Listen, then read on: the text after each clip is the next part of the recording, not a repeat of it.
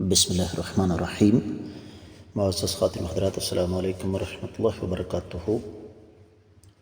ویسے تو ہم سب کے سب ہی مسلمان ہیں، لیکن حقیقی اللہ والوں کا دین کے حوالے سے رویہ کیسا ہونا چاہیے، یہ سوال ہمیں اپنے آپ سے کرنا ہے، اور یہی ہمارے آج کے قرآن مجید کے سبق کا موضوع ہے۔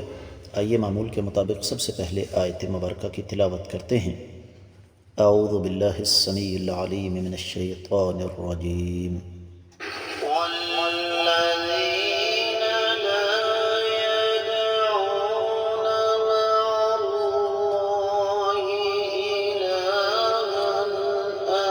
آخر ولا يقتلون النفس التي حرم الله إلا بالحق ولا يزنون ومن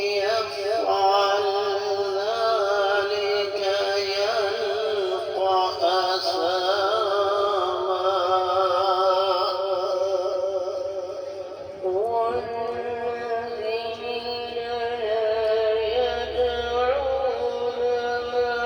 آخر ولا يقتلون النفس التي حرم الله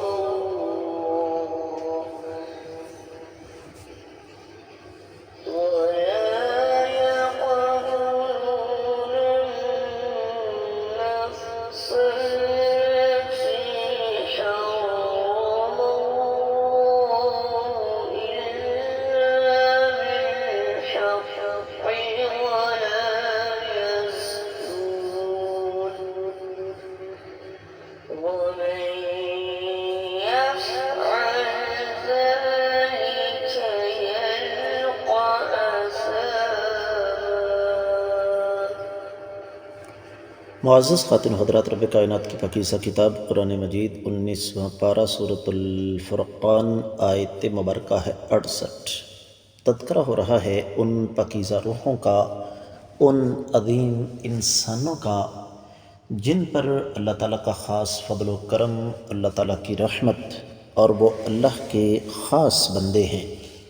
الرب کائنات ارشاد فرماتے ہیں والذین، اور یہ وہی لوگ ہیں، لا یدعون، جو نہیں پکارتے، مع اللہ، اللہ کے ساتھ، الہاً، کسی معبود کو، آخر، کوئی دوسرا، ولا یقتلون، اور وہ نہیں قتل کرتے، النفس، کسی بھی جان کو، التی، وہ، حرم اللہ، حرام قرار دیا ہے جسے اللہ نے، الا، مگر، بالحق، حق کے ساتھ، ولا یزنون، اور نہ ہی وہ بدکاری کرتے ہیں، ومن یفعل ذلک، اور جس نے بھی ایسا کیا، یلقى اثاما، اس نے اپنے اوپر بہت بڑا وبال لے لیا۔ بامحاورہ ترجمہ، اور اللہ تعالیٰ کے خاص بندے اللہ کے ساتھ کسی دوسرے معبود کو نہیں پکارتے، اور کسی ایسی جان کو جسے قتل کرنا اللہ نے حرام قرار دیا ہے، حق کے علاوہ قتل نہیں کرتے، نہ ہی وہ بدکاری کے مرتکب ہوتے ہیں، اور جو کوئی یہ کام کرے وہ اپنے اوپر سخت وبال لائے گا۔ امام ابن کثیر رحمۃ اللہ علیہ اس آیت مبارکہ کی تفسیر میں سب سے پہلے حدیث مبارکہ لے کر آئے، اور یہ صحیح بخاری میں 4761ویں حدیث ہے۔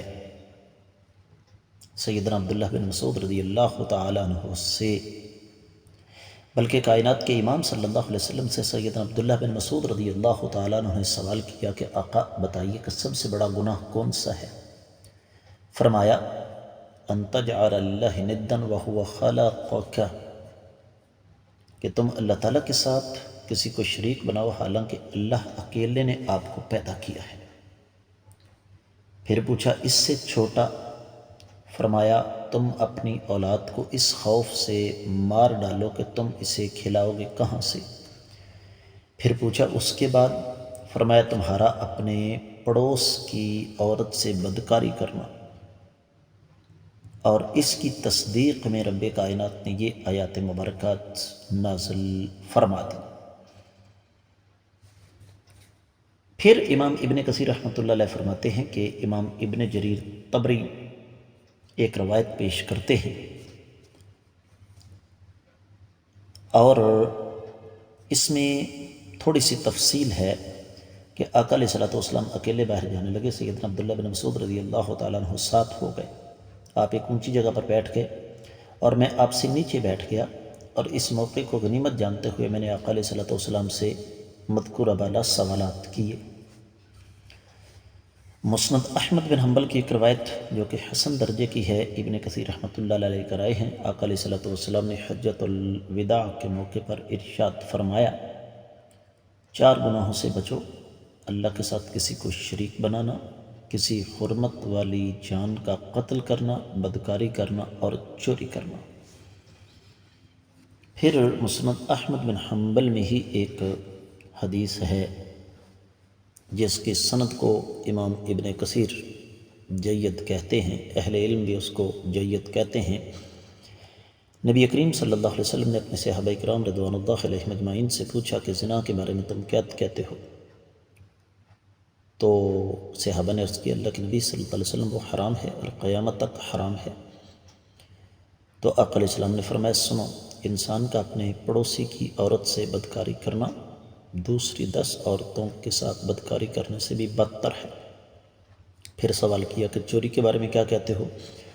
صحابہ کرام نے یہی جواب دیا کہ وہ حرام ہے۔ تو اللہ اور اس کے رسول صلی اللہ علیہ وسلم اسے حرام قرار دے چکے ہیں۔ آپ نے فرمایا، 10 جگہ کی چوری اتنی بری نہیں جتنی پڑوسی کی ایک جگہ کی چوری ہے۔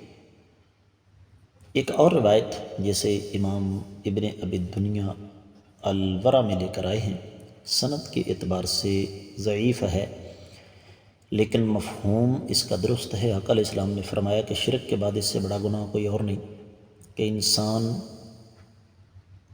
زنا کرے جو کہ اس کے لیے حلال نہیں ہے۔ پھر تفسیر ابن جریر طبری کا حوالہ دیا امام ابن کثیر رحمۃ اللہ علیہ نے کہ بعد مشرکین آقا علیہ السلام کے پاس آئے اور کہنے لگے، جی آپ کی دعوت اچھی ہے، سچی ہے، لیکن ہم نے تو شرک بھی کیا، قتل بھی کیے، بدکاریاں بھی کی ہیں، اور یہ معاملہ کثرت کے ساتھ ہوا ہے، ہمارے لیے کیا حکم ہے؟ تو رب کائنات نے سورہ زمر کی 53ویں آیت مبارکہ نازل فرما دی، قل یا عبادی الذین اسرفوا علی انفسہم لا تقنطوا من رحمت اللہ ان اللہ یغفر الذنوب جميعا انہ هو الغفور الرحیم۔ اے میرے بندو، جو تم اپنی جانوں پر ظلم کر چکے ہو، آپ فرما دیں ان سے کہ اللہ کی رحمت سے مایوس نہ ہو، اللہ تعالیٰ تمام گناہوں کو معاف کرنے والے ہیں، بلا شبہ اللہ تعالیٰ بخشنے والے، رحم کھانے والے ہیں۔ پھر ایک اور روایت امام ابن کثیر رحمۃ اللہ علیہ لے کر آئے جو امام سیوطی تفسیر الدر المنصور میں لے کر آئے ہیں۔ آقا علیہ الصلوۃ والسلام نے ارشاد فرمایا کہ اللہ تعالیٰ تمہیں اس بات سے منع کرتے ہیں کہ تم اللہ کو چھوڑ کر مخلوق کی عبادت کرو، اور اپنے کتے کو تو پالو لیکن اپنے بچے کو قتل کر دو، اور اس بات سے بھی منع فرماتے ہیں کہ تم اپنی ہمسائی عورت سے بدکاری کرو۔ پھر امام صاحب فرماتے ہیں کہ اثام جہنم کی ایک وادی کا نام ہے، یہی وہ وادیاں ہیں جہاں بدکاروں کو عذاب دیا جائے گا، اور اس کا ایک معنی عذاب اور سزا بھی ہے۔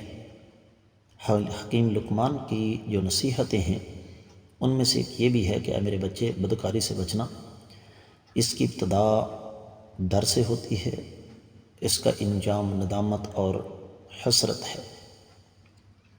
پھر امام صاحب فرماتے ہیں کہ آثام یہ دوزخ کے 2 کنویں ہیں، اللہ تعالیٰ سب کو محفوظ فرمائے، اور آثام کا ایک معنی بدلہ بھی ہے، اور یہی مفہوم آیت مبارکہ کے ظاہر کے زیادہ قریب ہے۔